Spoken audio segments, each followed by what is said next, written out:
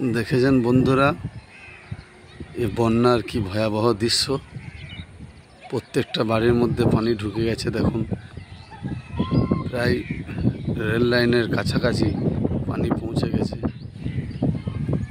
এই বাড়ির মধ্যে পানি প্রবেশ হয়ে গেছে, পানি ঢুকে গেছে।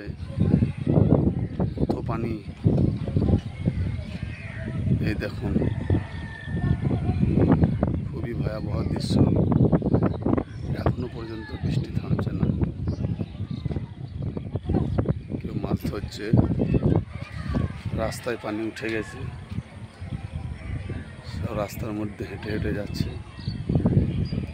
এই দিকটা আপনাদেরকে দেখাই।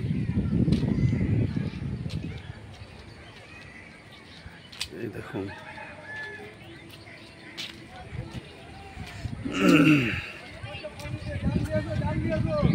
এই দেখুন কত পানি।